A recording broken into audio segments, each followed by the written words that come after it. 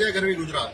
અમે આમ આદમી પાર્ટીના સાથીઓ આજે ગુજરાત યુનિવર્સિટીના કેમ્પસમાં જે સ્પોર્ટ્સ કોમ્પ્લેક્સ બનેલું છે, ખૂબ મોટો વિશાળ સ્વિમિંગ પુલ અહીંયા લગભગ છેલ્લા 6-7 વર્ષથી તૈયાર છે, પણ આજ સુધી કોઈએ અહીંયા સ્વિમિંગ કર્યું હોય એવો દાખલો અહીંયા નથી. અહીંના સ્ટાફે પણ અમને જણાવ્યું. ગુજરાતની કરુણતા ફક્ત ને ફક્ત ફોટા પડાવવા માટે, ટાઈફાઓ કરવા માટે અને ભ્રષ્ટાચારનું મોડેલ વિકસિત કરવા માટે આ થઈ રહ્યું છે. આપણે જોયું હશે સીપ્લેન થોડો ટાઈમ બન્યું, કડર બુશ હેલિકોપ્ટર, જીપલાઇન, અને અત્યારે નદીમાં જે પેલું રિવર ક્રુઝ ચાલે છે એ પણ બંધ થવાની તૈયારીમાં છે. આટલું મોટું આ ગુજરાતના વિદ્યાર્થીઓના વિકાસ માટે, કલા, સંગીત, રમત ગમત માટેની જે પણ વ્યવસ્થા ઉભી થાય છે, તો એનો લાભ કોઈ વિદ્યાર્થી સુધી પહોંચતો જ નથી. 7 વર્ષથી કેટલા રૂપિયા આમાં બજેટમાં લઈને કેટલા રૂપિયાની ભાગ બટાઈ કરીએ છીએ એ તો ખબર નથી, પણ આજ સુધી આ વિદ્યાર્થીઓને કોઈને આનો લાભ મળ્યો નથી.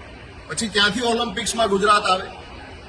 ભવિષ્યની વાતો કરીને મોટા મોટા ખર્ચા કરવામાં આવે છે. ભ્રષ્ટ ભાજપની સરકારને, આના સત્તાધીશોને અમારી વિનંતી છે કે આ સ્વિમિંગ પુલ કોના માટે બનાવ્યો છે, આનાથી આજ સુધી કોને ફાયદો થયો અને આ કોમ્પ્લેક્સનો અત્યારે શું ઉપયોગ થઈ રહ્યો છે તે અંગે જનતાને જાણ કરવામાં આવે અને પ્રજાહિતમાં વિદ્યાર્થીઓના સ્વસ્થ શરીર માટે, એમની પ્રગતિ માટે, એમના કૌશલ્યના વિકાસ માટે મોટી મોટી ગુલબાંગો પુકારવાની બંધ કરી અને ખરેખર આ જે પ્રજાના પૈસે બનાવ્યું છે, પ્રજાના પરસેવાની કમાણીમાંથી જે ટેક્સ આપ ભેગો કરો છો, એના પૈસા અહીંયા જે વપરાયા છે અને છેલ્લા 6-7 વર્ષથી આનો કોઈ ઉપયોગ નહીં થયો. અને મને એવું લાગે છે આ જોતા, આપ અહીંયા વિડીયો જોશો ત્યારે ખ્યાલ આવશે કે અંદર પાણી ભર્યું છે અને પાણી કાઢવા માટે મોટરનો ઉપયોગ થઈ રહ્યો છે.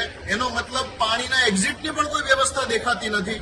આ કયા પ્રકારનું એન્જિનિયરિંગ છે તેનો પણ ખુલાસો અહીંયા કરવામાં આવે.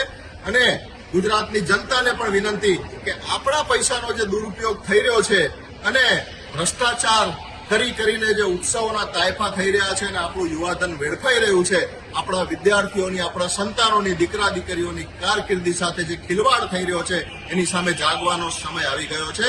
તો આવો આપણે સૌ જાગીએ. સત્તાધીશોને વિનંતી કે આનો જવાબ અમને મીડિયાના માધ્યમથી મળે. જય જય ગરવી ગુજરાત.